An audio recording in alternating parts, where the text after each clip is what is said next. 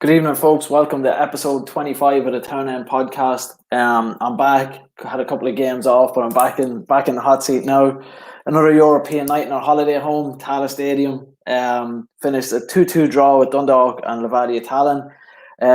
As always, joining me, Donald, Andy Townend, and Chris Clark. How's it going, lads? Hello. Evening. How are we feeling after that, lads? Meh. Slightly gutted, no?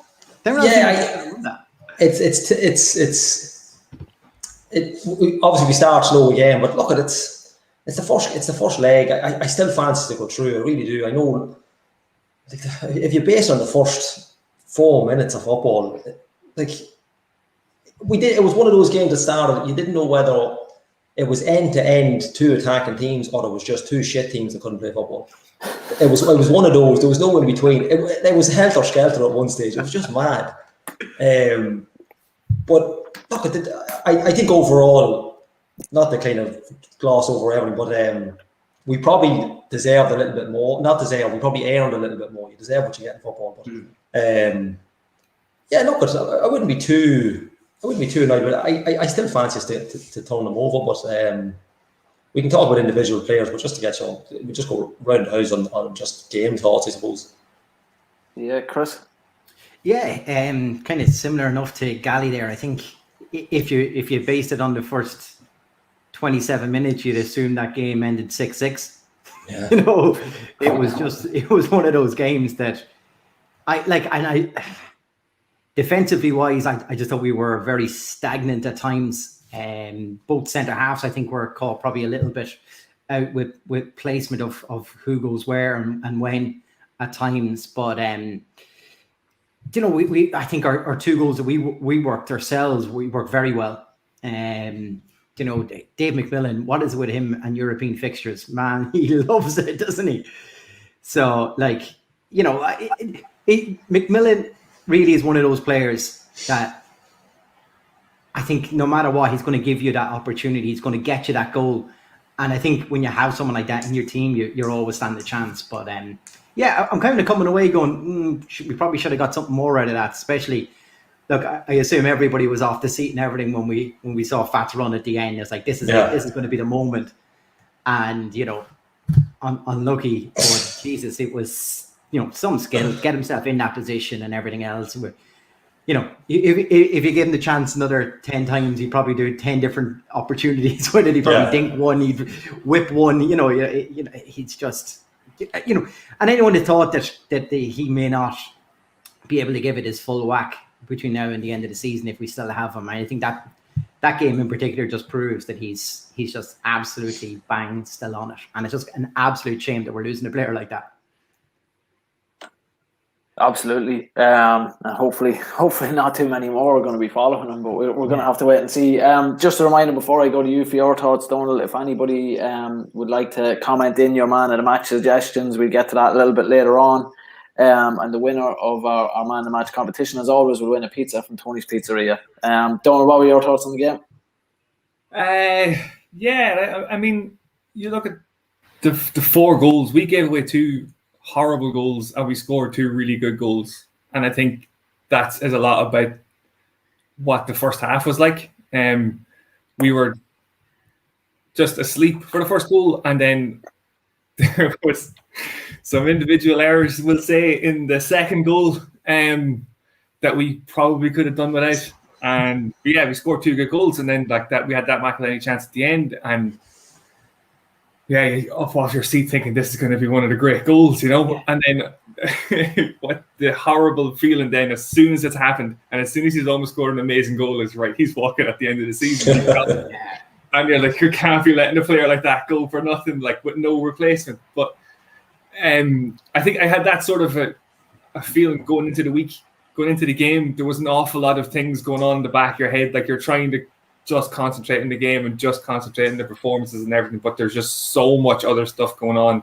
So many things have been said, so many things have not been said in the week, and like the team themselves tonight were probably good enough to win if they had cut out those horrendously stupid mistakes for the 2 goals. Thought they were relatively safe, but you can't really tell now what's going to happen in the next game. Not having away goals helps, I guess. It's just a straight draw, so I don't know if we'll go there and score 3, so I guess that's a good thing that the away goals don't count. But I'd be a little bit disappointed that they didn't take a win into the next one, considering how the goals came about. But I guess can't really complain too much. Like, they seem like 2 evenly enough match teams who are probably a little bit better, but that's what happens, I guess.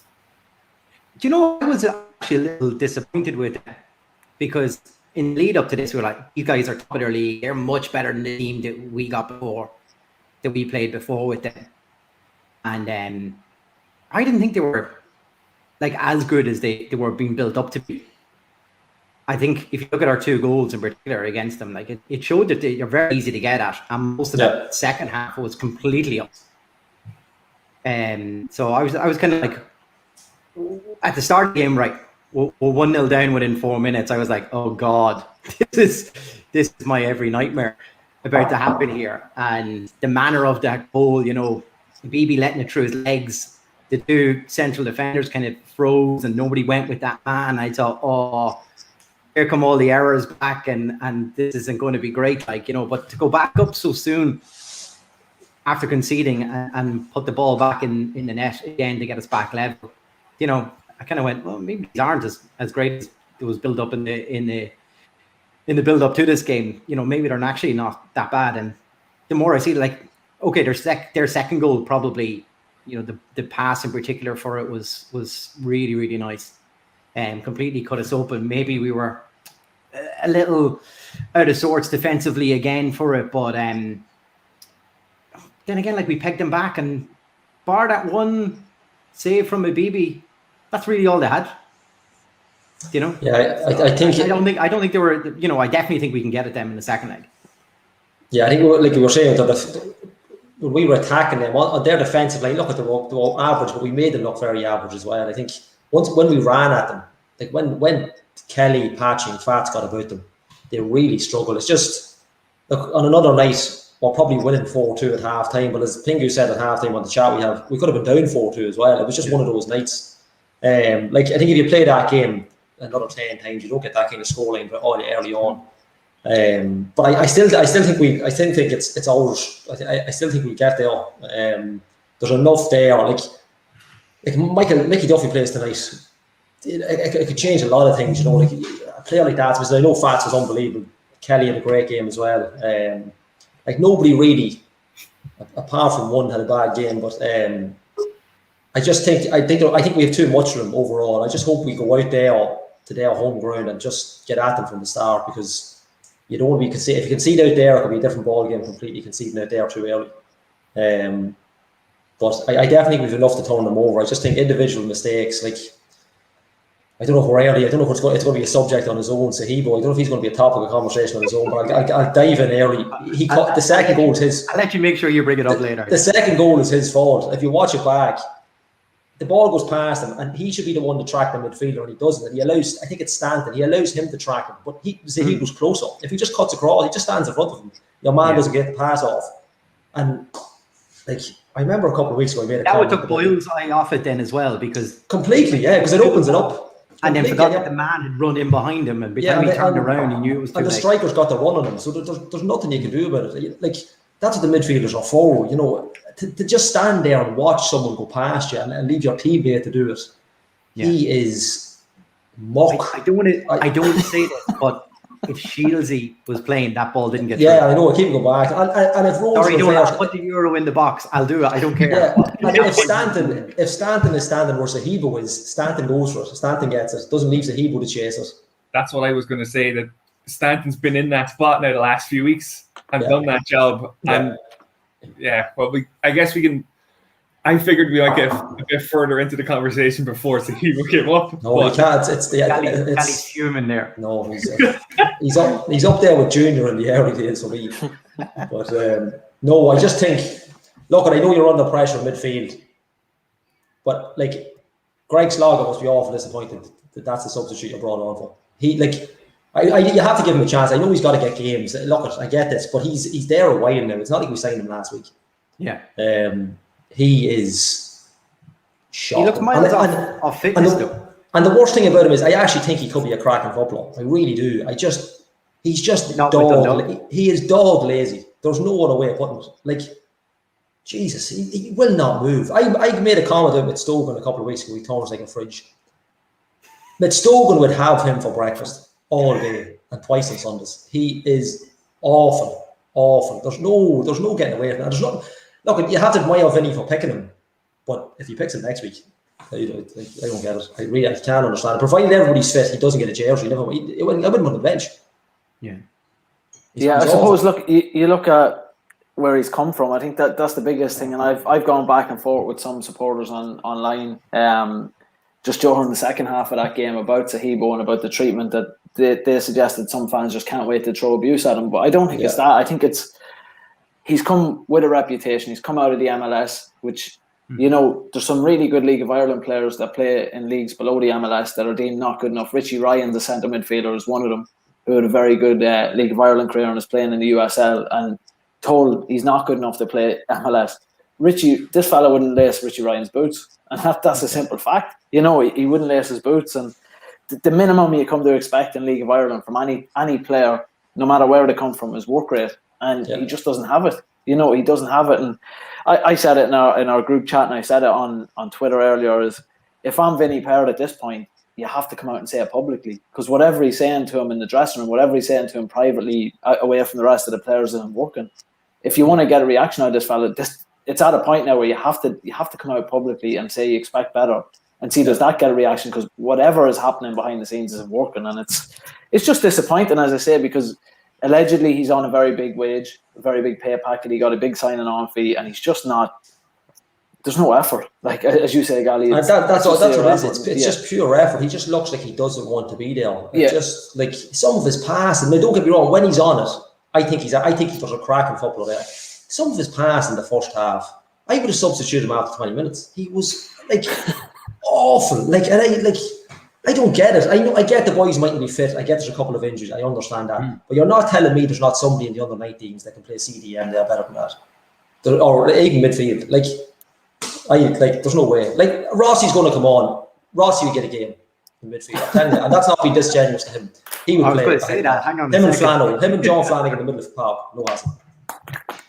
Well, I suppose on that point, we'll bring him in for his thoughts on the game. Joining us for the second time this season, Mark Rossiter. Rossi, how's it going, mate? How are you?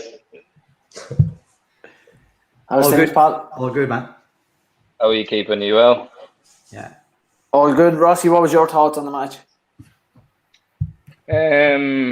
Considering the way that they've been probably for the last year, I thought they were far too open. Too expansive. If it was Stephen Kenny's team that was playing, you'd have far more confidence in them. They look like they can score goals, but at the same time, they don't look like they can keep them out. So it's a toss of a coin for next week, in my opinion. Yeah, I'd agree with that. I think we had enough about us today to win it, but so did they in that first half, didn't they? It was one of them that they could have been a few goals up. Yeah, over the years when the team was doing really well and you had Gannon Bomb on one side and Dane Massey the other, you always had a security blanket in Shieldsy or Stevie O'Donnell or something like that, and they don't have that anymore. So, for the second goal, I was just listening to you beforehand about Sahibo, say, for the second goal. But to be honest, from where the pass is played, where the run is made by your man Vaschuk, your man Zarkauskas has to be on the cover in my eyes. Boyler's watching the ball and he's ran off the back of him. So I think your right back has to be on the cover there as well. Great run, great time in a pass, great ball. But if you're going to nitpick, I think he should have done better. First goal. Is that why Boyler lost him? Do you think he assumed that Zarkauskas was going to cover in behind him? No. I don't. I thought. And then he turned around and went, "Wait, why is he running in behind me?" Yeah, I don't think it was anything like that. I think it's like your man's running off Boyler's back, and the angle that he's at, he's a bit blind to him, and maybe just lost him for a second, or thought he could have intercepted the ball a bit, but it was a perfectly weighted pass. So, we're nitpicking at Dundalk here, and maybe we should give them credit for that goal. But still, Dundalk had enough chances to win 2 or 3 games, but at the same time, they could have lost it at the same time. So I wouldn't have full confidence in them winning next week, because I can't see them keeping a clean sheet. But they didn't strike you. Surely they didn't strike you though as that much more confident than how we played. Like there's not that much between the two teams, is there? No, I don't. I don't think there is. But at the same time, they were never losing. They were never chasing the game. So if to go 1 up after a minute, probably a bad time there. 2 minutes later, it's 1-1. First half's a cracker for a neutral. But then to go back up and score, the left winger looks very, very dangerous. Like they look like they'll never keep a clean sheet. But at the same time, Abibi doesn't fill me with confidence in goals. The back 4 is a unit.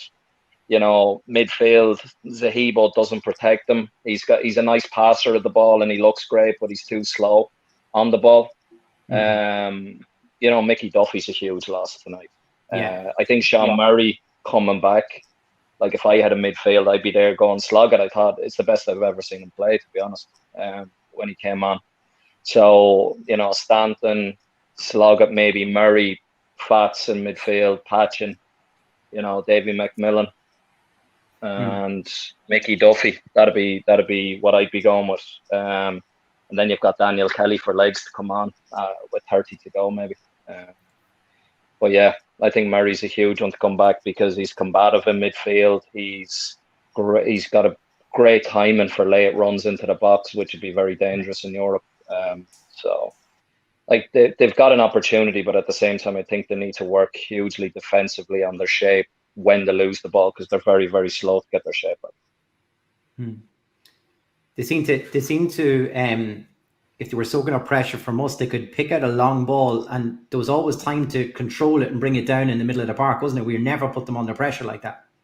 No, and that's the weird one. Like, it's wrong for us to say go back to say Kenny's era and look at midfielders because Shields, he wasn't the same midfielder that he was under Stephen either. So it's collective. Maybe they're not as fit as they were, but they don't seem to have the same intensity that they used to have. Whether that's the wholesale changes, whether it's just that they're aging, whether it's just that the players they've brought in aren't, used to this style of football. But Sarkauskas is the one that seems to have settled in the best out of all the signings, and I really rate him. I think he's got an opportunity, but the rest of them, the jury's out with the rest of them. To be honest, he done particularly well for Davy Mack's goal as well. Really well. And Mac is, Macmillan's ridiculous in Europe. As I heard you saying, he's 13 goals at this stage. And, he had 2 shouts for a penalty in the first half. I thought the second one actually, but, it didn't do enough to get it. But he's just a huge threat. He's getting old, but he's so deceivingly quick as well. And he's very clever with his runs, and he's a nuisance is the word I'd use for him, and he's just brilliant to have in your team. And you know what it is, he's a great fella off the pitch as well. So I hope he goes and scores another 30 goals in Europe because he deserves nothing more than that. He's brilliant. His hold up play and everything seems to be so much better right now. Like he was getting in front of I think the 2 central defenders are glad to see the back of him tonight now, I'd say, at this stage, because every time the ball went up to, he stuck, he was bringing other people into play, all the attributes that we like with Hubin, but like you just said, he still has the pace to get in behind you, so he's got like a double threat. Yeah, he's evolving as a player as he gets older, and he's not losing the pace either. He's horrible to play against because, he'll drop short to spin in behind you, and he'll happily chase a 50-yard ball over the top. Just a great fella to lead from the front. Especially in Europe, and it's just great to see him score. And again, after Scotland not going too well for him and stuff like that, it's great to see him come back and start flying again. Rossi, just you talked about Jurkowskis on one wing, Dara Leahy on the other side, someone who was completely frozen out of the team for the first half of the season to be playing so many consecutive games now. It's a strange one, but he had a decent enough game tonight. Yeah, he's had a decent enough game, in fairness, and it's not easy for him, but he keeps himself in great nick by the looks of things. He's a fit lad. And as you said, to be completely frozen out, the young lad from the 19s, the last time I seen Dundalk live, I think it was away to Longford, and the young lad made his debut at left back. Oh, Val, was his first start, Edicum. Yeah, he made his debut, and to be fair, I thought he was Dundalk's man of the match. In that particular game, it was the 2-2. We'll say no more about the goals that we conceded on the night, or on the day. But it was tough for him. But I suppose when you've gone from, an Irish under-21 international, leaving Bowes to sign for Dundalk, you're looking at this as a stepping stone to maybe go back to England and stuff, and it's gone completely tits up for him. But he's done really well since he's come back in, so it'll be interesting to see how, I suppose, a run of games does him with the back four, if they can keep continuity there and stay away from injuries for 10, 12 games together. And a BB, say, staying in nets, or Peter or whoever, but just keep some kind of consistency and I suppose let them build a kind of relationship to work on, really. Do you think, Rossi, since the last time we've had you on, you're probably talking about maybe 8-10 weeks ago maybe, do you think there's a difference from that team that played that then? The team players haven't changed, but do you think there's a different mindset set in, or do you just think it's one of those things where they've gelled more, or just simply over time with more minutes? Or do you think that Vinny's brought in a different kind of way of just a different attitude, a different voice in the dugout? I think they're better than they were. I wouldn't say much better, but they're definitely better. It's just still, it's, as far as Gump would say, it's like a box of chocolates. You don't know what team you're going to get, and that's so annoying, because you're there going out and you're thinking the run up to the break, you're there going, right, you're starting, and then you come back and get beaten by Waterford at home, and you're like, oh, Jesus Christ, could it? You're there waiting. You think you've hit rock bottom and it's going away, and then they just surprise you and go one more. It's a weird one. There's too much stuff going off the pitch. It's Pingu, you were there saying about Vinny needs to get a reaction out of Zahibo, and maybe comes out in the press and says he expect better. But at the same time, there's been too much in the press anyways. They need to close shop. Is literally what they need to do. Nobody needs to know what's going on in that place, because everybody's expecting it to be a circus, and they're just waiting for the next story to come. And at this particular stage, they're the team that just keeps giving in the wrong way, and that's not what you want, because in recent years they've been remembered for everything that's good about football and the progress that's been made, and you're going and qualifying for the Europa group stages twice in the last 10 years, and now it's the rumours that Peak are going to leave at the end of the season, and where's the club going to be? It's extremes, and it shouldn't be like that. The club should be literally the pinnacle of Irish football at this stage, and every should be aspiring to be where Dundalk are, and it's it's just sad. It's just sad. If Peak Six, do you think so? If they are selling up, do you think the easiest thing for them though to do in this, and you say to stop the rumour mills and stop everything else, they're either going to invest into the club and we get long-term contracts back in on players and Vinny and everything, or they say, look, we are going to sell, and then people know that the club is for sale and we go forward with that. But this sitting in this grey area right now is probably more harmful to the club, would you think? Yeah, absolutely. And you know what it is, like, you've lost one of the best talents in the league to Derry, right? He's a hometown boy. Has he really settled in Dundalk, hugely for long periods of time? Probably not. Best football he's played is at Derry. He's probably happy to be going home. His family's at home. He's a family man. But you look at him tonight, and at times he's head and shoulders above everybody on the pitch. He's, one of the best talents that I suppose this country has produced. Talking about Ireland as a whole, let's say. Yeah, and it's sad, but in fairness, you have to give a lot of credit to Derry for allowing Patchen to play so many games, because he looks like a different animal altogether since he's come back. Yeah. So, you're losing Patrick, and you've got, Patchen, who's he's 21, is he? So you look like you've got a huge talent there to I suppose carry the mantle, but. What do? You need to build a team around it. But like losing a player like Patrick at 28 on a free to Derry, who aren't, Shamrock Rovers, let's say, is 2 points ridiculous. behind you.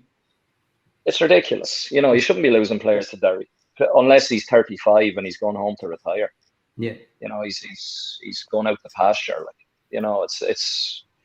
It's not that you should be losing him there. You've got a team that's playing in Europe consistently for any amount of years. It should be that if you're going to lose him to anyone, it's Shamrock Rovers, because they're winning the league. That's it. It shouldn't be anybody else. Definitely. So it'd be interesting. Myself and Gary were talking last week, Rossi, and we were just saying that, is this the 5th or 6th consecutive game before this that Vinny had his 14th, I think, consecutive game that Vinny had stuck with the exact same team from both the league and the European things. We were saying that it looked like he has got his trusted 11, maybe one or two selects on the bench, and that's as far as he'll kind of go.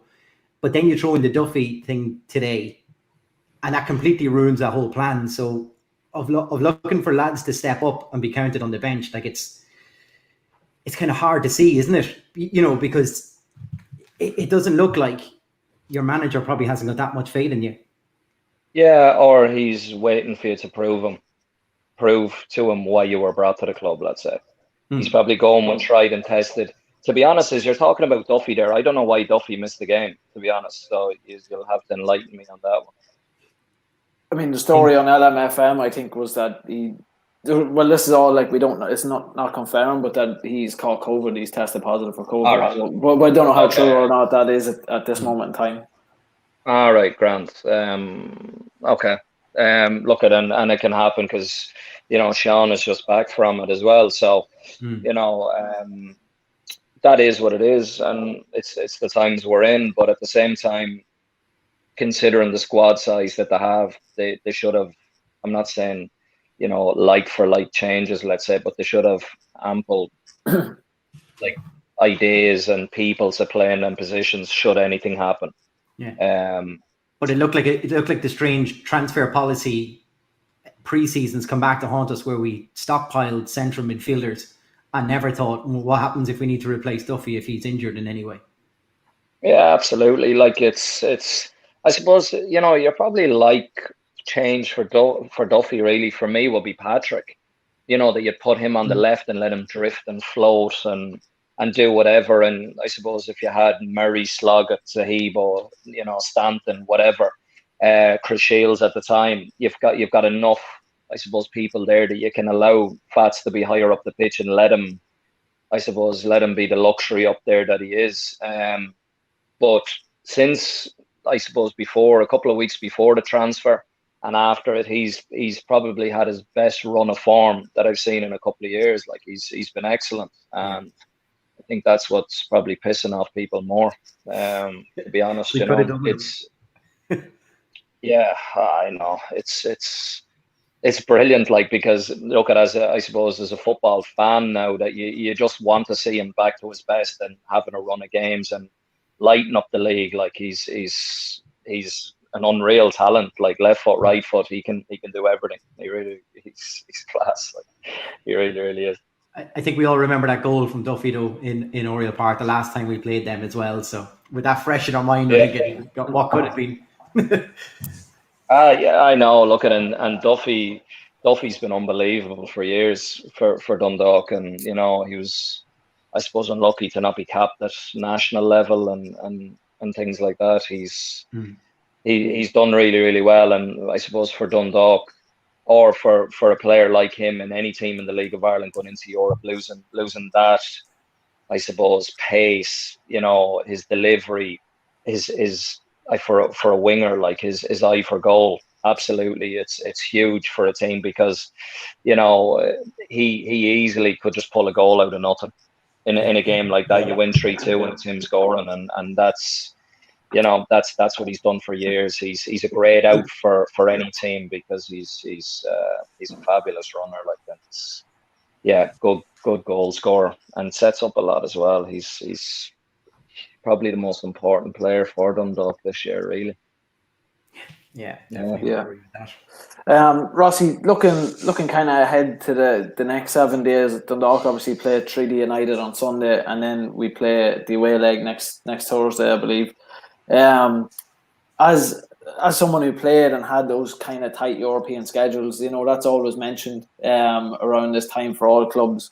What would be going through your mind as a player now? Like, would you want, other podcasts have said in the last couple of days, Dundalk should rotate the squad for the cup game and just to put out your strongest against Levadia. But they're also saying that the cup is something, it's Dundalk's most realistic chance probably this season of getting European football next year.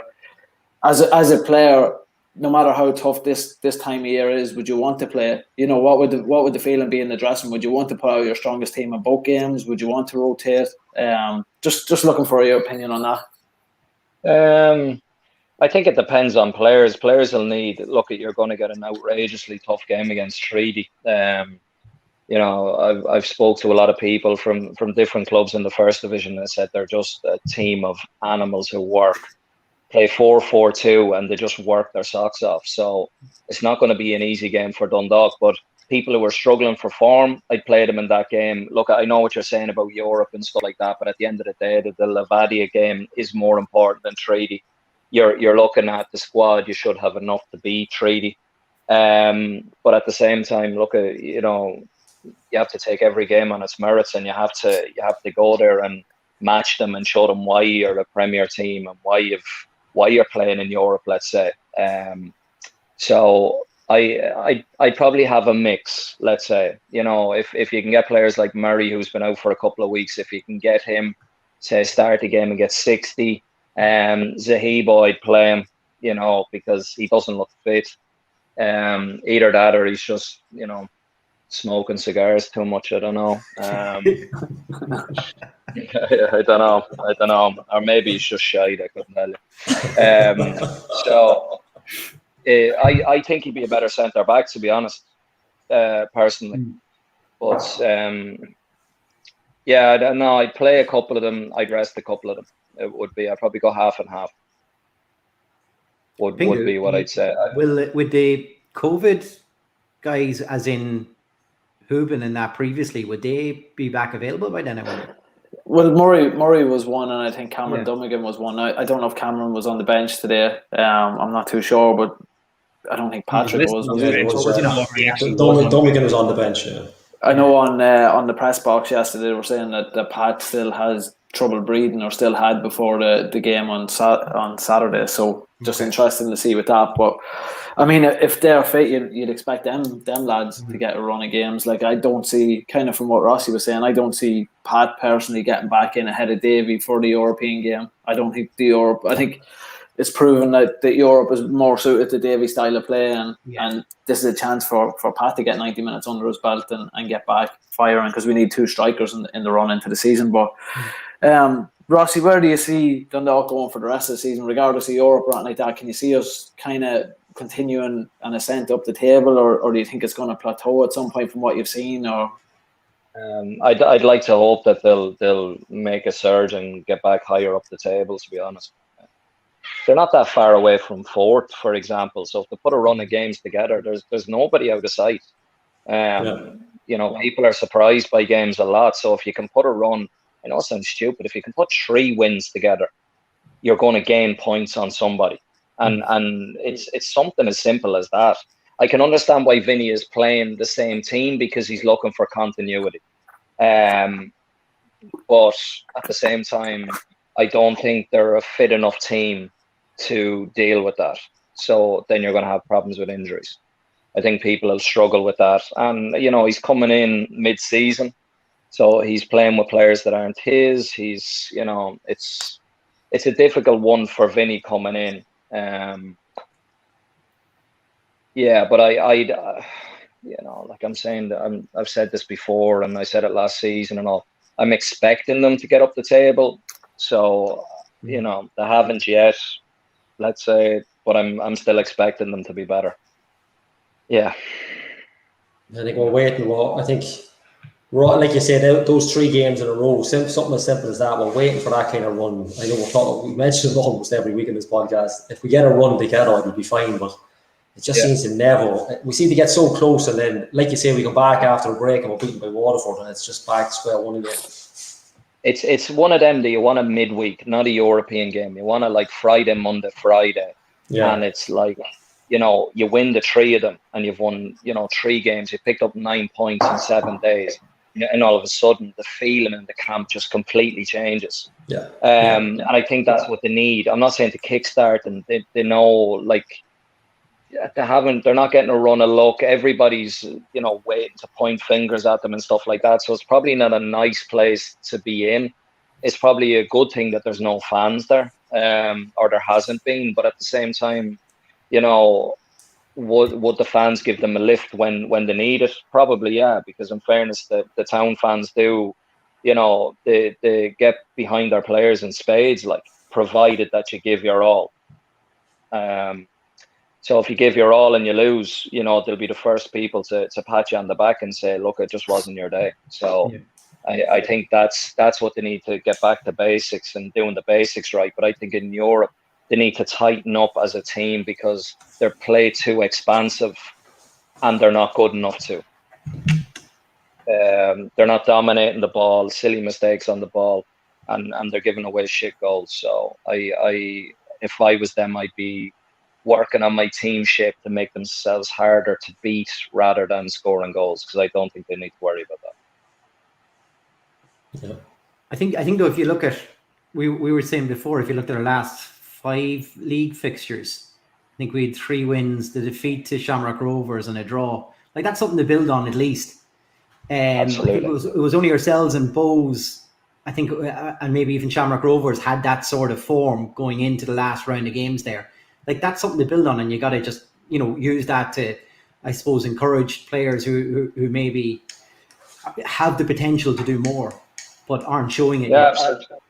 Yeah, absolutely. Like, you know, for any other team in the league, if you're picking up, say, 10 points out of 15, it's a huge positive. But to be fair, Dundalk could be looking for 13 out of 15, and that draw to be maybe against Shamrock Rovers. And they've put themselves in that position, so they have to rise to that challenge, and they haven't been for a long time. And it's not like, if it was just this particular one season, you go, all right, grand, like maybe it's just a slip up, or, you know, it's a start to them to say that they're remodeling the team, they're getting out and bringing in and new players and this, but it's going on a long time now.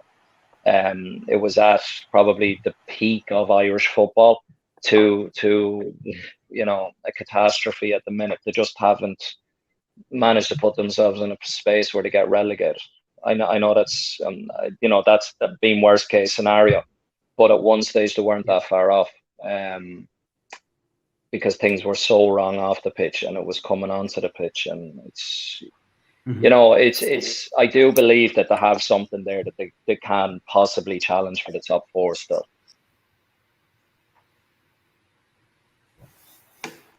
Brilliant, Rossi. Thanks a million, obviously, for your time. Just to wrap it up, one of your other former clubs, Bohemians, were playing today and got a win out in Luxembourg as well. Rovers unfortunately didn't qualify for the second round of the Champions League, but looked to be, you know, after getting a bye into the 3rd round of the Conference League, they looked like they could get a good run going. And League of Ireland clubs, apart from your hometown of Sligo, gave a good account of themselves this. Or they're giving a good account of themselves this season. What's your kind of thoughts on that? And do you think, like, it's good for the league to see these teams doing better? Because the last few years it's really been Dundalk that have been progressing. So it's good to see Bows getting through the next round and getting a nice win tonight. You look at the end of the day, when the League of Ireland takes a break and it's into Europe, I support them all. I was supporting Shamrock Rovers against Bratislava. Sligo, I think Greg Bulger doesn't get sent off. They're going to beat that team in Sligo. Bows are playing the best brand of football in the league, and they're carrying it on into Europe, playing with no fear. Just the believe in everything that Trevor and Keith are doing there. So, and as well, they're avoiding injuries in key positions. So, with Georgie up top, if you lose Georgie, are the three behind them going to play the same? But like Ali Coote, Ross Tierney, Liam Burt, keeping Wardy out of the team, who was the talisman for the team for years, and still when he comes on, he gives them a huge lift. Keith Buckley, they're avoiding injuries in key positions, and they're doing really, really well. And for a young team, and then obviously talented Dawson Devoy as well. So it's exciting for them, absolutely. Problem is, come the end of the season, like Andy Lyons, Dawson Devoy, he's Tyreek Wilson. Teams are going to come from across the water and try and take their players, and then they'll be doing. To me, at the minute, they are literally just a grade higher than UCD were. They're not losing their players to League of Ireland teams. They're losing them to English teams. So financially, the club will do well out of it, but at the same time, for the management team, it's horrendous that they're going to have to, I suppose, rebuild year on year. But at the same time, if you're a young, they're doing unreal. And if you're a young player and you're there going, I want to go and play, they'd be the team I'd go to. Because in all the years that Dundalk were flying high, how many young lads came through the team? Shamrock Rovers, probably the best youth team in the country. But how many players have been bled through? Very, very few. So it's you're between a rock and a hard place that you want to bring players through. But at the same time, it's like Gary O'Neill and Liam Scales. You take them off UCD and you just put them in the first team. And they're probably two of the best in the country. I think Scales is probably the best. Taking Dawson Devoy out of it, I think Scales is the best in the country. I think he has everything. His size, he's aggressive, he's as a left-sided centre-back, I think he'll be excellent. And he's played so many big games for such a young lad. Irish under-21 international. So, they're getting a lot of game time there. And, Shamrock Rovers are going in the right way. And I suppose the worst thing for the league is at the minute that they haven't hit their stride and they're still top of the league, because when they do, I don't think there's anybody there to touch them. I really don't. And I suppose the worst thing for them to progress as a team is that they don't have another 9 teams in the league at their level, so that as a league, it gets better and better, so that when it goes into Europe, these games against, Slovan Bratislava and stuff like that, they're literally like, you're going into the games as favourites and you're beating them 3-0, 4-0. And, that's, I suppose, where we all want Irish football to be. Cork kind of had that with Dundalk though for a long time. The two of them pushed each other so high that there was a great rivalry there. You're playing them 4 times in the year, and then you might get them in the cup. So there was a good chance you were going to come up against that level. So maybe that put us right for 2016. Yeah, maybe, but at the same time, it's not enough to have 2 years. If you're playing them 6 or 7 times in a season, you might as well just scratch them all and put them all as a draw, because you're so familiar with the team. Yeah. There was a time with Bowes, we played Sligo Rovers. Jesus, I don't know if it was 6 or 7 times in 1 year, with all the cup competitions and stuff like that. But it's you want it to be that it's like, ultimately, if you had an All-Ireland league and you have 16, 17, 18 teams and you have a proper league, and, predominantly, if you could have it that they were all full-time, and you look to build. If you listen to these podcasts and you're there talking about academies, and in our country, we've got one of the worst in Europe. So, at grassroots level, Brian Kerr winning under 16 international tournaments and under 18 in the 1 year. So how does it not progress from there? So we can challenge at that level, but it doesn't, progress. So what's missing there? So it's about, I suppose, trying to fill in the holes, fill in the gaps, make the league a better league here. That Yeah. ultimately, players don't need to leave the country, and I suppose like they can grow, become men, playing competitive league before they go. You're not going over to join a youth team in a different country and let them sell you on or release you. They can do that here, play in a competitive league where you win championships or you get relegated. It's like that, and it's a lot more interesting than playing in an under 23 development league in the UK or. Yeah. At least I suppose now with players with Brexit and stuff like that, they'll probably go around Europe a little bit more. So technically, they'll be coached at a different level to the UK, which would be probably fairly similar to us in our mindset and stuff like that. So at least if you go to Germany, or the young lad from Pats went to France, they'll be coached in a different way. So it'll broaden their horizons a lot more. The new academy structures that's now being put in place, Rossi, do you think it's before we see any sort of fruits of that's going to take some time, won't it? Because Absolutely. that should have been there years and years ago. Instead of we had this discussion only a week or two ago of the League of Ireland's way of building up from grassroots was get you so far, we'll flog you to the UK and they can develop you. We're out. We'll take your money. Absolutely. Thanks. Yeah, and that's what it is like, and everybody does laugh about the Shamie Coleman thing, from being from Sligo. It's like they sold him for 60 grand, but they sold him for 60 grand. And it's like, there was something, I think the shout was, there was something like 12 or 15 add-on clauses, and he's hit every one of them. So the transfer fee went up to 350 grand. So, they've done really well out of that.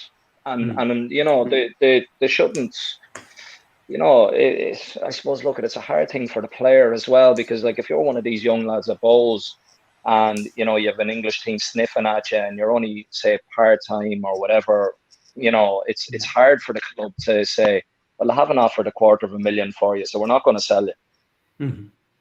So it's a hard one for them. I think, ultimately, it's going to be like that for a little bit. I think they need to develop the league. I think the FAI need to get their finger out and go, the product is good here. Let's invest in the league when they sort out their finances. But will it happen? Will it happen? I don't know. Are Peak Six running? Are they running the FAI as well? Are they? I don't think the finance department in the FAI has been working for the past 20 years, mind you. No, Delaney's class. Yeah. But it's funny. Gary had the exact same thoughts as yourself there on LOI Central this week. He said that we should be holding on to players and develop them. That what you learn playing against grown men in this league is 20 times better than playing in a reserve under 23 league in the UK or lower.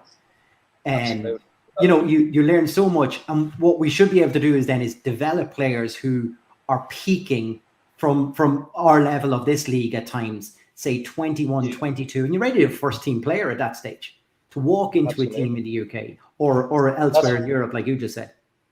That's what you want. I played in resi games, and you'd have senior players that I suppose that there would have been multi-millionaires, let's say, and they've fallen out of favor with the manager, and they just don't want to be there. Let's say, as in the resi team, and the manager, to piss him off, will make him travel the length and breadth of the country to play a match on a Monday night in the freezing cold, just to annoy him more, so he'll transfer. And you're a young lad at 18, just delighted with life because you're playing in the resis, let's say, and you're one step away from the first team, and it's and you're full of enthusiasm, and they've got zero, and it's it's a big rude awakening to see that, it really, really is. And then you'll have other players, like we played against Leeds, and Robbie Fowler was playing, and he was just taking the piss. He'd run to a ball, and you'd run after him, and he'd just stop running, and you just run into the back of him, and he'd fall over, and he'd just laugh at you because he's after winning a free kick. It was. It's definitely so. Playing in this league where you can qualify for Europe, and you've always got something to play for. Like Finn Harps over the last couple of years, and I didn't think they'd be doing it this year, but the last couple of years, up until the last game of the season, they're trying to stay in the league. And then they're flying the first 6 games of the season, and now Waterford are resurgent. And, you know, the beaten Sligo last week, they're 1 point off Finn Harps. And Finn Harps are in, you know, they're struggling hugely. So they're going to be fighting for their lives. So every team that Harps are playing are in for a game because, you know, he's the escape artist, is Ollie Horgan. So he's, you know, it's going to be interesting down there. Look, Longford are cut away at this stage. They're struggling hugely. And, you know, that's going to be interesting now with Waterford, with Bircham coming in. But at the top end as well with the 3 teams, if they can keep it going. But I still don't think that there's anybody to touch Shamrock Rovers. Unfortunately, I think you're right. I think you're right. I think if the head fall tilt at all, I think they could be over with a couple of games to go. Like we said at the very start of the season, the league wasn't even that great at the start of the season. Finn Harps were the talk of the whole first half dozen games. But yeah, I think what Rossi said, if Rovers hit form at all, if Rovers carry that Slovan performance into the league, they'll tear it up. They really will. If Richie hits form, look, we all know what Richie can do. If he can hit form, you know, you've got to. If he's playing deeper like he has been with Rovers, he's still 15 goals a season, man. From there, you know, Gaffney. I think I said at the start of the season, I think if he plays him, that he'll be the leading goal scorer in the league. They're too much. Like, they lose him to bring on Aaron Green, you know, and you're not exactly, you know, and then people will say you should take Gaffney out in Europe and play Aaron Green because he's quicker and behind. So it's like they're not like for like. They're all different and all cause problems. They really do, and it's probably the biggest problem is picking a starting 11. To be honest, because you've got so many players to choose from. So, but that can be a hindrance as well, because how do you keep them all happy? Like, you know, so it'll be an interesting run. And I don't running at the bottom end. I don't think at the top end, I don't think they'll hold too much. But if Bowes keep the form that they're going, I think they'll finish second. Pats are going well. I think they're just a bit light squad wise. But I'd be hopeful that Dundalk will be in and around that as well. So if they can get that little 3-game spell that we're talking about, you know, and keep the odd clean sheet here as well, you know, that I just think they need to be a little bit tighter and not so expansive when they're going forward. You know, don't maybe commit one less player going forward, and I think they'll be structurally a lot better defensively. 100%. Rossi, thanks so much for your time tonight. We really do appreciate it. It's always good to go down and get a couple of Robbie Fowler memories and everything out of you tonight. So. That's funny. To be fair, I'd forgotten about that one there till I was talking about Resi games. Like, next time I'll talk about JJ Akacha. So, Pull that for the next one. Pull that for the next time. Yeah. Look, at any time, but please, the next time you give me a shout, will you do it after a win? Will you? You're the draw specialist, pal. All right, fellas, mind yourselves. Perfect. Cheers, pal. Cheers, Rossi. See you, pal. And we're back. I'm on mute, sorry. I didn't know I was saying that. You're all right. I thought I was on mute too. You're going to give us hair tips, but no. Yeah. Feed out soon. That was a great insight from Rossi on the game, and I know just kind of what's happening in the league, isn't it? Yeah. Look, I think having people like him on, it's a huge value because he can see little bits and pieces of the game sometimes that we don't. But you know, like Donald, when we were on with Niall not that long ago, when we went down a rabbit hole of player development, and I think that's something that we need to just put so much effort into in this league, in this country, and get it right. Because like in so many countries, football is an industry, it's a business. It ticks over. There's enough revenue going around that allows that to happen. And that goes from coaches all the way through as well. But we haven't got enough top-end coaches, or we're not retaining enough top-end coaches maybe in this league and this country as well. I mean, you think... You look, like the talent is there, like the player talent is there, like that's proven in like even Rossi's saying about the Bows team, and we were talking about the Bows team earlier on, and like the turnover of players that they have and the age of the players that they get in. And I know they have the thing with Kevin's, but it's just proof that like if you get a league full of players as good as the players that they're bringing in, like if we had a structure in place where every club had a proper academy and every club was able to like put finances into developing these players, and like you feel like you need to explain it to people sometimes in the FAI of like the benefit that would have on the national team and just an Irish football in general if we were developing twice as many players and getting them competitive football every week, and that they weren't, again, like Rossi said, that they weren't going over to the under-23s and playing in reserve team football. Like the benefits and possibilities are just endless. That it is mind-boggling that we don't have more infrastructure in place for it. I think it goes back to what you were saying there, Chris, about, you know, top-end coaches. The problem is, I just see, I'm going to bring this up because I saw it today, there's 96 pro-licensed coaches now in Ireland after the class of 2020 that, you know, Vinny, Dave Rogers, Neil Fenn, they're all part of that. So now there's 96 that have come through the Irish, the FAI system of doing the pro-license course. Out of those 96, I guess I would say maybe 30 of them are in full-time employment in the country. You know, and so some of them are working for the FAI in development roles where they're not necessarily coaching players. The UEFA A license, there's probably a lot more coaches that are, well, there is a lot more than 96 coaches. I don't know the figures, but I mean, the cost of these licenses are very high, you know, and Gally, you'd know this, having gone through some of them. I applied for the UEFA A license, which was over €3,000 this year, which whatever, but there used not more than my Kickstart. Yeah, what they used to do when I done the B license back in 2010, the FAI would cover half of it, and I don't think they do that anymore. And I'm open to correction on that, but I don't think they do that because I was working in the emerging talent program, so they covered half of it, and then I was working with Dundalk at the time, so they covered the other half, so it was free. From what I gather, and I don't know if this is Dundalk or other clubs, they're not paying for anybody's license, and you have to get that yourself. You know, especially once you get into those UEFA licenses that are more expensive.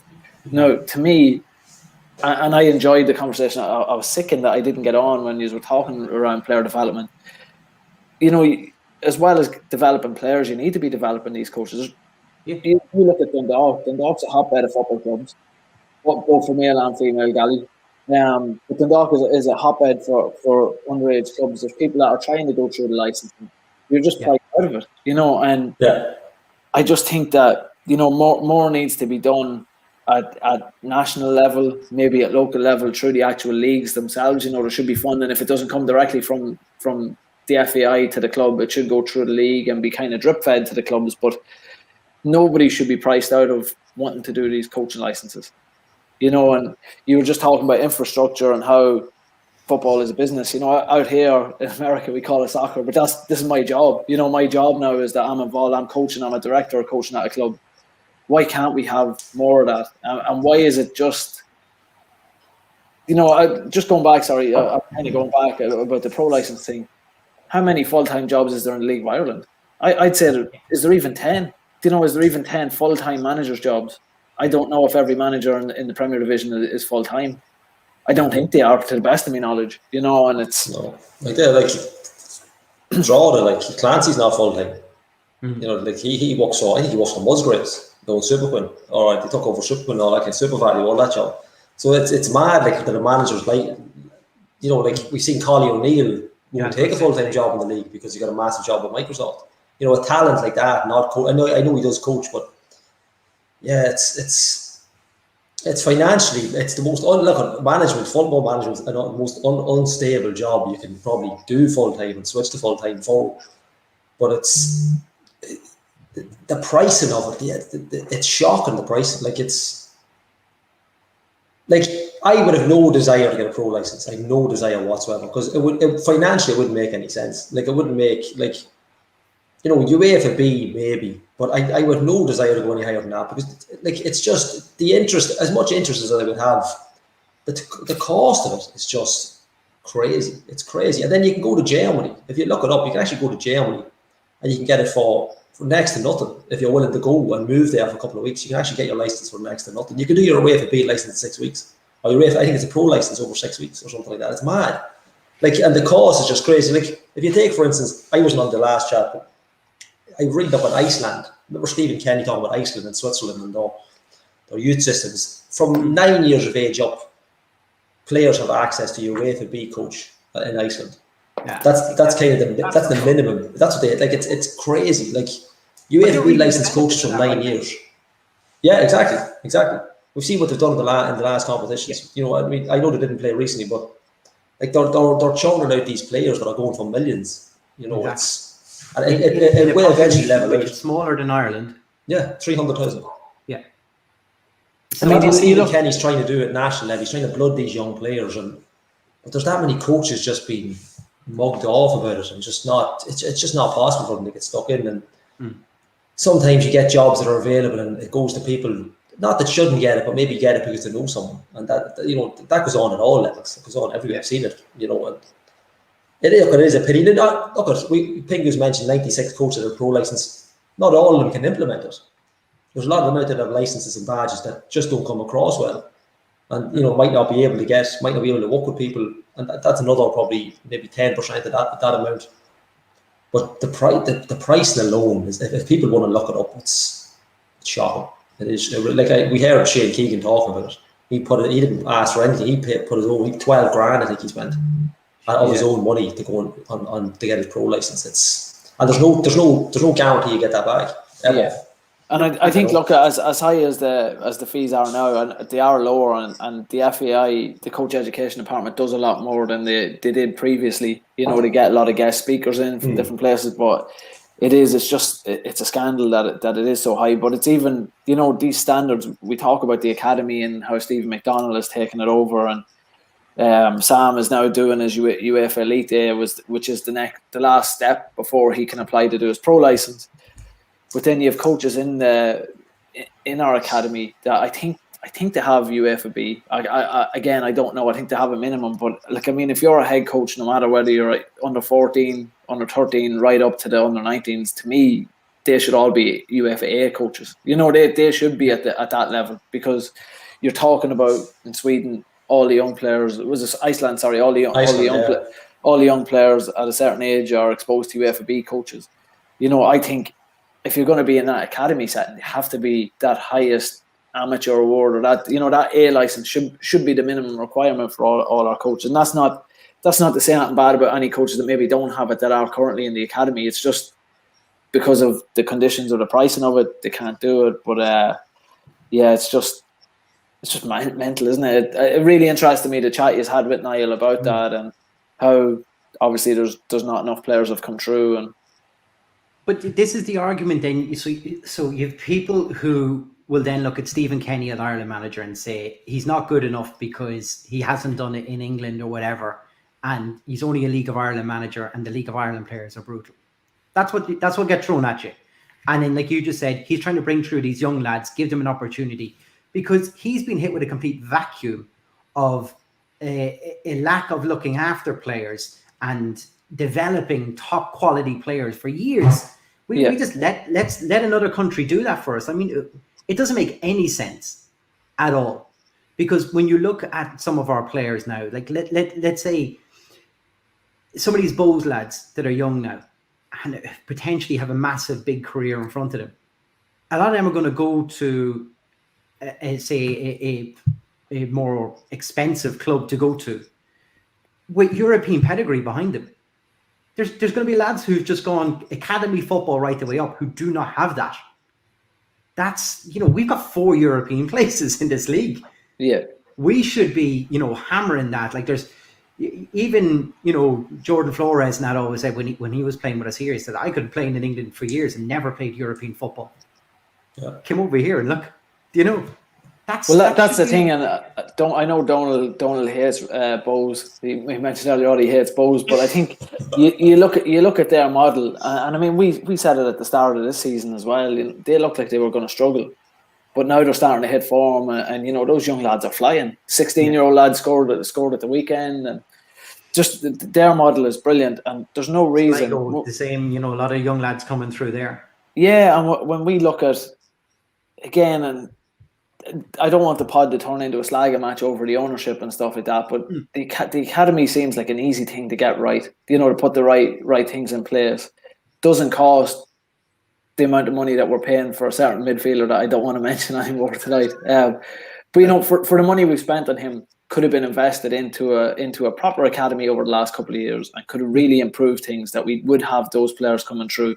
Like we mentioned, you know, Ryan O'Kane coming through the academy. He didn't. You know, he went up north. Yeah. He's just come back this year, so I think that's a little bit of a cop out. I know he's a local lad, but he hasn't come through our system. Yeah. Val, in fairness, has. But he's played a lot of his football up in Malahide before he came to Dundalk as well. But did we not let Drogheda's keeper leave? Yeah, I think David's from the town, is he? Is he from the town or is he Malahide? He's from the town. Well, he was the underage setup for a while. He was was he at Bay United as well? Was he? I think so. I think he played at Bay United. That's open to correction if anybody's watching from Bay. I'm almost sure he did. Yeah, and we look at, and I don't like harping on because it sounds like I'm biased towards this era because I was involved in it, but we look at under Fozzie.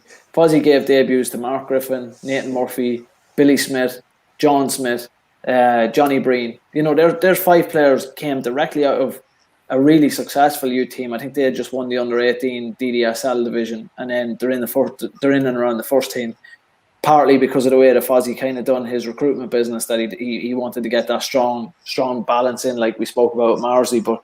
But also on that point, Pingu, he also made Dundalk somewhere that bigger clubs in England would want to send young lads over, like Carl McHugh, Michael Hector.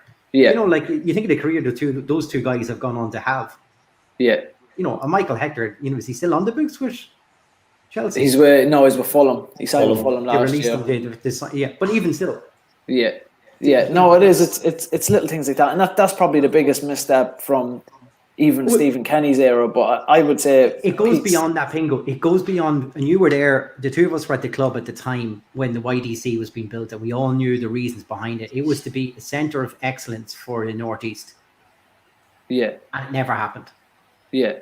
Yeah, and it should have been, you know, and I think Jerry probably, and again, I this is all speculation, but I think Jerry bit off a little bit more than he could chew with that, you know, and there was some legalities in all of that from what I remember, but yeah, that should have been the turning point for the club, you know, and getting someone like Sean McCaffrey in at the time could have changed that, you know. Sean that was renowned for working with a lot of youth players that went into the Irish senior setup, but it goes back to, like, you know, and we said we wanted to talk a little bit about actual infrastructure on Oriel Park, so this is a kind of good way to segue to it. But you know, apart from the YDC and the work they've done, and I just wanted to bring it up, obviously, Donald, because you wrote a really good, and I've been waxing lyrical about it for the last few days. Your blog at the weekend talking about the legacy that Peak built up now. Yeah, the Peak Six may. I've read it 3 times, so. But you know, the legacy that Peak Six are going to leave behind, and as you said in your post, that, you know, there's going to be a lot of missed opportunities here on the ground, and outside of what they've done in the YDC and what they've done for the first team, there's nothing really to show for it at the end of it all, is there? No, and I think that's the main point of it, and the thing that I had talked to different people about, and any of the feedback that I've gotten from it is just the feeling of it, regardless of what they've done, it's still an incredibly massive missed opportunity to have had 10 years of success, to have been in the Europa League twice, to have, like, dominated domestically, and now, like, we were prepared. Everybody had to be prepared for players leaving. Everybody had to be prepared for Stephen Kenny leaving. We all knew that was coming. That was all an eventuality. But there's been absolutely nothing done, like, structurally in the club, around the ground, even, that you don't look at any of it now and think we are a team that has been in the Europa League twice. We peaked and then we've gone right back down, and you can't tell that we had this amazing run in the middle of it. It's like, you would expect, like, obviously the the dressing rooms and the YDC and all that stuff, like their stuff has been done, and it's not a case of like they've come in and done absolutely nothing. And even the lads before P6, like stuff was done, but there was a point in time after the first Europa League trip, like in the group stages, that had to be the time when moves were made to improve Oriel, because the one thing that we didn't get out of this, well, and I'm talking like this is completely finished, like that they're gone and that the good times are gone for now and all that stuff. But the one thing that we didn't get in all of it was a cracking European night in Oriel.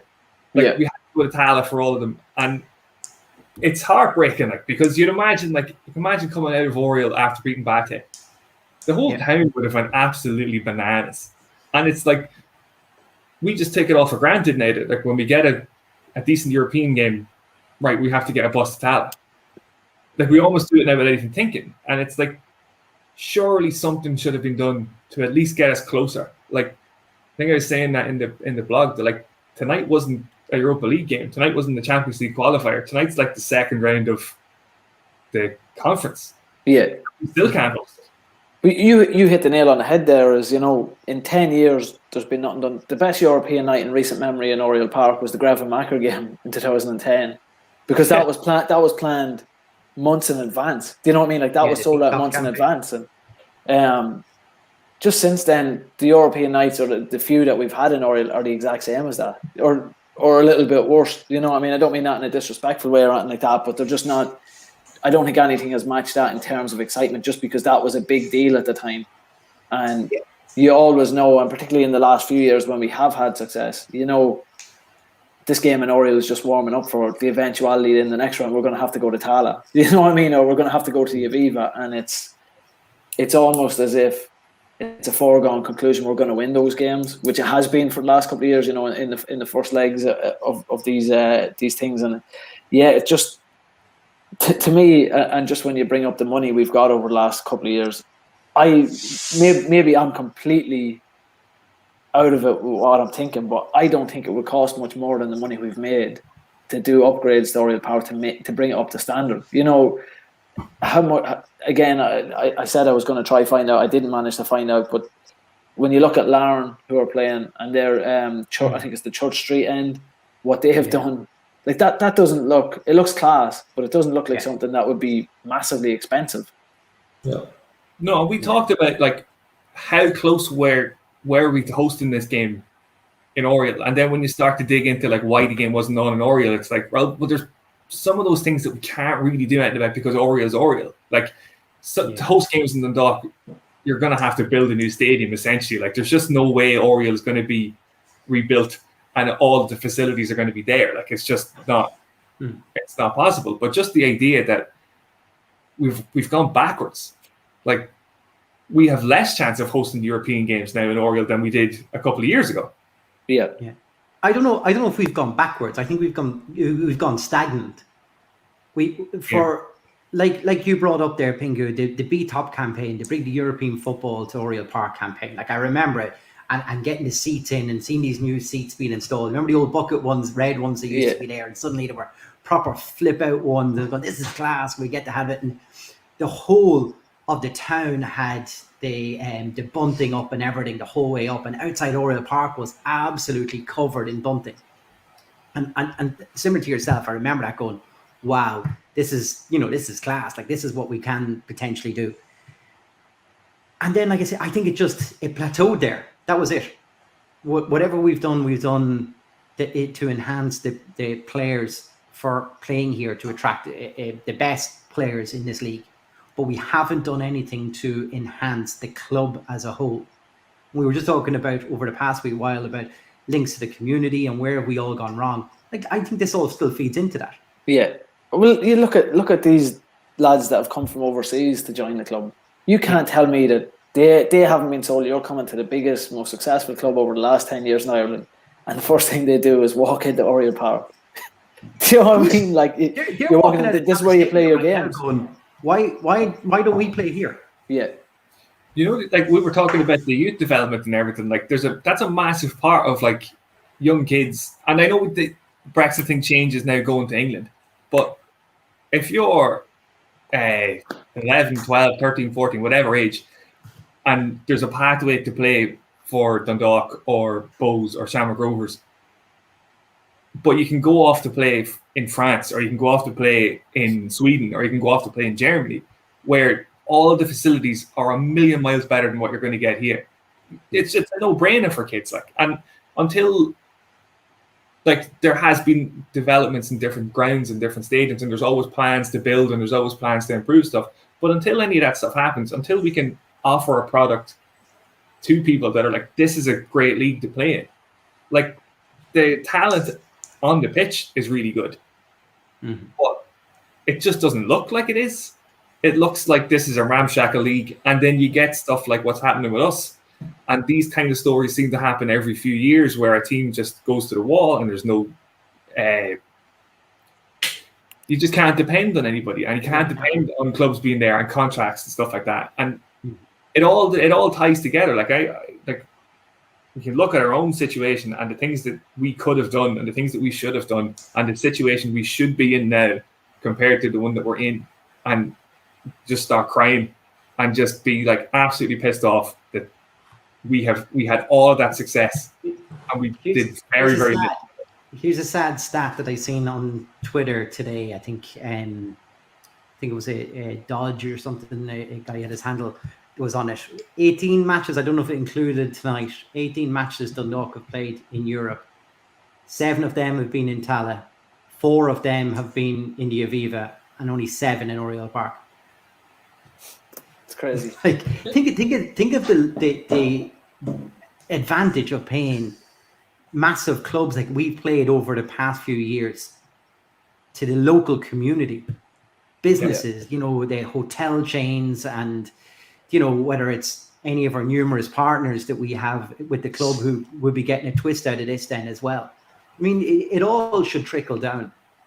And yet we've played just as many games in Tallinn as we have in Oriel Park. Yeah, that's a shocking stat. I'm glad I remembered it. No, it is. And look, no matter what happens past this season, I think they need to, whoever owns the club and the supporters need to get together, and a real look needs to be taken at the ground. And as supporters, we need to put pressure on the ownership, or we need to figure out a way that Oriel needs improved. And even if it's done drip by drip, it has to be done eventually. It just, as I say, even watching it on telly out here and looking at some of the stadiums that MLS teams or USL teams play in, or even there's another league called the NISA where they get 600 people at a venue that looks twice as nice as Oriel Park. You know what I mean? And they only set up 2 months ago. These brand new clubs that just set up out here, and we're in a club and we're after going through. It's unprecedented, and I don't think as good as Shamrock Rovers are. I don't see a club going through the success that we've just had, and we have nothing physically to show for it apart from a nice little cinema room. And that's not trying to be disrespectful to Peak Six, because I think that's great for the players, but and to fix the puddle, as someone said. But I seen Jardy. Nothing outside of Jerry Matta's era has been done around the ground, and that's something that it's just a crying shame, isn't it? Come here. Yeah. We're going to bring it up because someone else will bring it up anyway. But no cover even on it for away fans. Yeah. In this day and age, it's not acceptable. I mean, the away fans there should be some kind of stand behind the Carrick Road end for the away fans at this point. Yeah, of course. And it doesn't even have to be 20 rows back. You're only talking 6 rows back. 50 seats across is plenty. It doesn't it's so baffling. It's frightening. Yeah. It's just, look, maybe we're making it very simple, but I don't see how it's I don't see how it can be even simple things like water on the field. I see the video. Maybe it was just me. Maybe I'm overlooking at it. Guards out running the other day on the pitch, the training pitch. It looked like sand. Put a bit of water on the field. The boys have to train on it. Yeah. It was just. That's what it was. It was just, I couldn't believe it. I know it's great to see him running, but I was more concerned with the field. He's running on concrete. I've seen better fields in Saipan. Jesus, like it's water the field, you know, like it's little things like that. Like I don't know what the rest of the pitch is like. Maybe it was just where he was. I don't know. I don't know But if he had just, any bibs or footballs with him either. Like I don't even think he had the right training equipment. It was crazy. Just out running. Like that's supposed to be. No wonder training down the key and other pitches. Like it's something so simple, you know. But look, that's me just giving out at half level. Like Take me back. Take me back. the ball shock hasn't even been signed. The cast of bell switch, and it's 10 times better than that. Jesus. But to go back, right, to bring this full circle and back to what Rossi brought up earlier on, the FAI need to take hold of this league and start to develop it and do something with it. And that has to be from proper academies with proper coaches who are to a very high standard, to increase in facilities and infrastructure in all grounds. And whether that's... So they hand out the licensing every year, right? So why can't the threshold of the licensing be increased? And in order to get that, you should be able to draw down like a grant or something from the FAI, a sizable grant. And that means that you have to have this, and you have to put forward what you spent that money on to get your licensing. So say, well, you can't just get to a level and say, well, that's all I'm doing. That's all we need to do. That's the basic level to get my license. That's what I'm doing. It should be, no, I've got this level. That's perfect for that. But also I've now done this, and this. Thank you for your grant. We're hoping to do this. So maybe we could draw down more funding for the future. And then the FAI and the government can now see some sort of a structure from the clubs of where they're going to bring them to and a better level. You know what, Chris? I think you're 100% right in that. I think the problem is, I think the problem is there's probably over half the clubs wouldn't pass licensing then. Because the criteria, they wouldn't even meet the criteria right now. And I think the FAI I think you're right. I think the FAI needs to have a bigger or a higher level of criteria. They need to work with the players. But there's no point. Not with the players, sorry, with the clubs. Yeah, they need to work with the clubs. Yeah, they need to work with the clubs. Yeah, get the clubs to develop plans, and then fund it. You know what I mean? Rather than say, right, Dundalk FC, just for example, we want to invest $2 million into getting a stand on both sides, on the town end, wink wink, and the Carrick Road end. We need €2 million or whatever for that, and then then the league gives them $2 million, and then 1.5 goes into paying a certain midfielder for a season. You know what I mean? Like, record number of drops. Yeah, they need to come up and work together on a plan and say, right, we'll pass it on this condition, but here's the $2 million. We'll invest that. You know what I mean? Like we'll work with the contractors to get that up to scratch. But I do think you make a good point. I think just the fair on that is I don't think any. I'd say outside of maybe Shamrock Rovers, I don't even think Dundalk would pass it, to be honest, if there was an updated criteria. But that's why I'm saying it should start on a low level, and for Dundalk to make sure they get their license, they have to have a level of improvements, a certain criteria of improvements that they have to have done. Like we had Jay McDermott on here before talking about disability facilities in Oriel Park. I mean, there's something that they can easily fix this year. It's not going to cost them massively, and that ensures that they get their licensing for next year. So they're now in a housed area. It's in the shed, isn't it? Over them. Yeah. So if it's over in the shed, but here it's done properly, and there should be a proper ramp or railings. Have it done to a very high standard. Whether that's drawn down from a grant or something like that from the FA, so we can go back and say, yeah, look, we've done the bare minimum everywhere else, but what we've exceeded on this year is this element. Okay, great. Next year you need to improve another element, and therefore you're increasing each year. How much can we ask for to improve the midfield?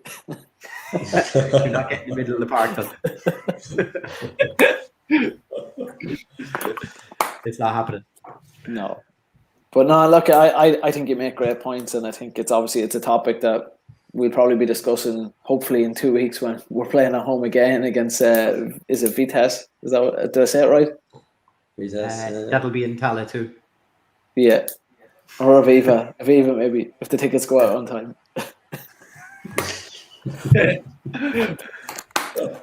Moving on. Yeah, moving on. Look, I suppose we'll try to keep it under an hour and a half. We'll go to the Man of the Match award. Yeah. Okay, who's going first? Go for it. Chris, Go for Chris, it. we'll go with you first. I think for probably one of his best games, I thought, for Dundalk since coming back on loan, I'm going for Will Patchen. Straight in there, just that's it, get it done. I've got 4 minutes to wrap this up. All right, yeah. Donald. I think because he had to do quite a lot of work in midfield, I'm going with Sam Stanton. All right. Perfect. It hasn't helped or so the majority offer those two players so far. Gally. Yeah, I had Stanton for most of the match, and then I just felt that with the kind of the start he had in Oriel, and then going to Derry, playing games, coming back, and I think he's just I think what Fat's going as well is perfect timing. So patching for me, yeah. So nothing to do with him being the best player on the pitch, just because he's come back. No. I think if you're talking about the impact of the game, they'd be back. But for me, patching overall in the whole game was worthy of someone getting a pizza. No, there's a couple there for Davy Mack actually now. Yeah, Davy Mack.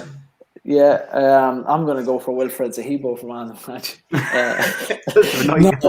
No, I'm actually because at the start he had in Oreo, and where he is now, starting exactly. match.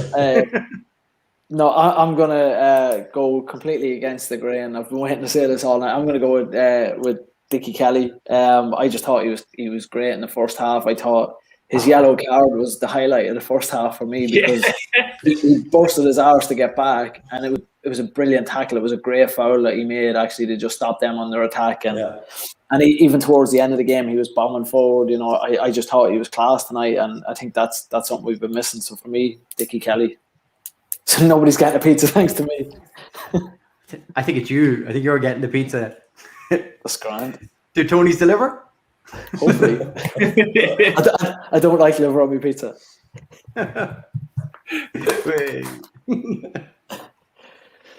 I'm on one tonight. Who have we got them? Chris, I'll let you do the honors. I'm going to have to. So the winner is Patching, right? Patching is who we've gone for, yeah. I need to have a look back through that. Feel free to fill in now. Go. I think our winner is Jason Kelly. Jason gets another pizza. Jason gets another pizza. He got a mug. He got a mug last time, yeah. Don't do him this justice. He got a mug. Yeah. So Jason, congratulations! You're the winner of a free 15-inch pizza from Tony's Pizzeria. All right, we've got 2 minutes, lads. Predictions for Sunday. Anybody get tonight's right? Nobody obviously got tonight's right, did they? No, we went. Well, to be fair, we went for a score draw. Yeah, we went for 1-1. So yeah. 3D is it? 3D next. Yeah. In there. Well on that. I don't think it'll be a walkover. I think Rozzie's right. I think 3D will get stuck in. I'd say 2-1. 2-1. Obviously. Yeah. Okay. I'm gonna go for 1-1, and we're gonna get a replay. I was just going to ask that. Is there replays? Is there replays? I don't know, but I'm going to say it anyway. 1-1. If we get a replay, we get it. I don't think there's a replay in the quarters, is there, semis or something? I'm not sure. No, look at no one hour look. It's going to be 1-1. Yeah. He's going to put out the same team again. We're going to go to extra time, and the lads are just going to have to keep playing, and then he's going to go with the same team again. Then in Europe. So, Donald, what's your prediction? Hard fought 1-0. To Dundalk, yeah. Sorry. I feel like if I don't say it's 3, then it just should be assumed it's Dundalk. No, it used to be like that. Chris? I'm going to go 1-0 Dundalk because I don't know what side he'll put out, but I think we might just nick something and that'll be enough to get us through. It's not going to be pretty. It's not going to be great by any means, but if we get through to the next round, I'll just take that. Perfect. That wraps up the podcast for tonight. We move on to another new competition in the FAI Cup on Sunday, and then we're back against Levadia Tallinn next Thursday. Thanks a million, everyone, for watching. Thanks, lads, for being on. Thanks to me for hosting, being back. And last but not least, thanks to Mark Rossiter for coming on. So thanks very much, folks. We'll see you all next week. Who do we leave it with tonight, Chris? to wrap it up? Go for Dolan. Donald's Dolan's never wrapped it up. I'm going to wrap it up the same way I wrapped up the last time. It was like, please, let's have no fats, no party for the rest of the season.